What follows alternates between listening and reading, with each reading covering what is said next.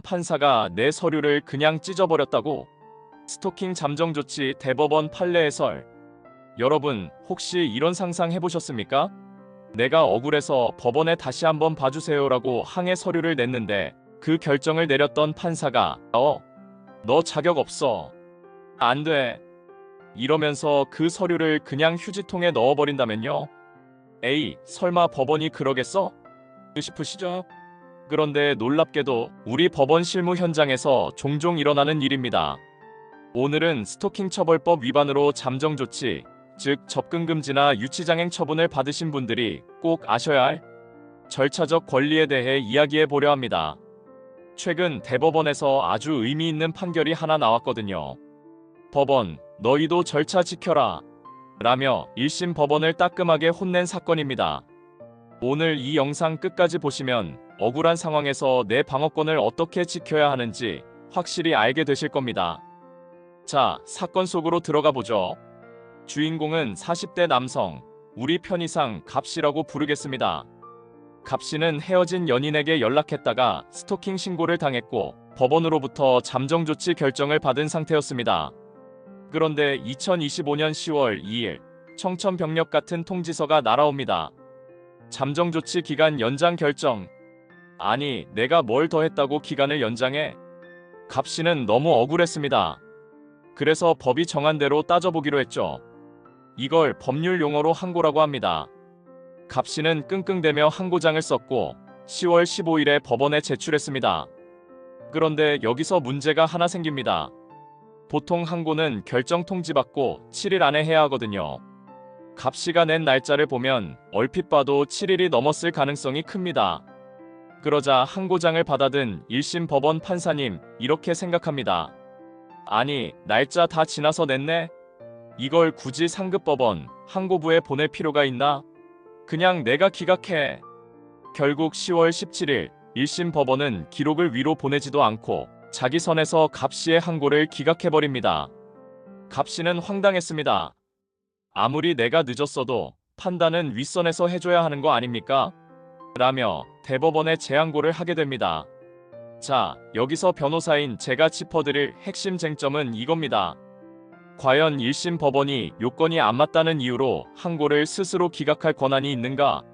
일반적인 형사소송법 제407조에는 그런 조항이 있습니다.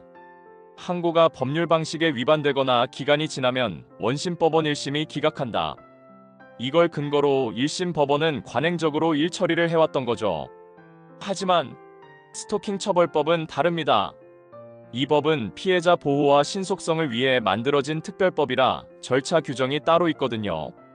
그런데 법 조항을 꼼꼼히 뜯어봐도 스토킹 처벌법 어디에도 1심 법원이 직접 기각해도 된다는 말이 없고 형사소송법 제407조를 갖다 써라는 말도 없어요. 오히려 법에는 이렇게 되어 있습니다. 항고장을 받은 법원은 3일 이내에 의견서를 첨부해서 기록을 항고법원, 즉 상급법원으로 보내야 한다. 제13조 제2항. 이게 무슨 뜻이냐?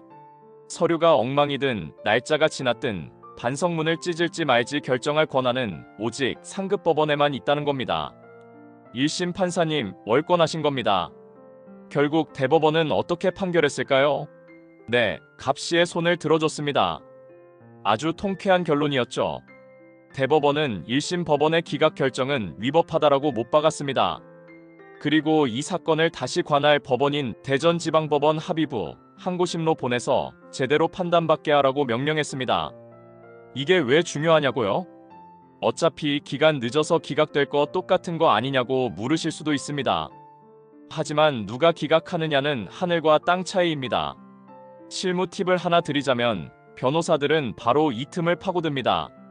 설령 항고 기간 7일이 지난 것처럼 보여도 결정을 고지받은 날이 언제인지 송달 절차에 문제는 없었는지 따져보면 기간이 아직 살아있는 경우가 꽤 있거든요. 그런데 1심 법원이 지레짐작으로 잘라버리면 우리는 다퉈볼 기회조차 뺏기는 겁니다. 이번 판결은 피의자에게도 최소한의 절차적 정의는 지켜주라는 대법원의 엄중한 경고인 셈입니다. 갑씨가 만약 저 같은 변호사와 처음부터 상의했다면 어땠을까요? 애초에 항고 기간을 놓치지도 않았겠지만 설령 1심 법원이 저런 결정을 내렸을 때 이건 즉시 항고감입니다. 라고 바로 판단해서 훨씬 빠르게 대응했을 겁니다. 혼자 끙끙 앓다가 대법원까지 가서 겨우 권리를 찾았지만 그동안의 마음고생은 누가 보상해주나요? 스토킹 사건, 특히 잠정조치 문제는 속도가 생명입니다. 한번 억울하게 연장 결정이 나면 여러분의 일상은 멈추고 피의자라는 낙인은 더 깊어집니다. 법원이 알아서 잘 판단해주겠지라는 생각, 가장 위험합니다. 법원은 여러분의 편이 아닙니다. 심판자일 뿐이죠. 심판이 룰을 어기거나 실수를 할 때 호루라기를 불고 따져줄 사람은 법률 전문가뿐입니다. 혹시 지금 비슷한 일로 억울해하고 계신다면 절대 혼자 고민하지 마십시오. 길이 안 보일 때 전문가의 조언 한마디가 상황을 완전히 바꿀 수 있습니다.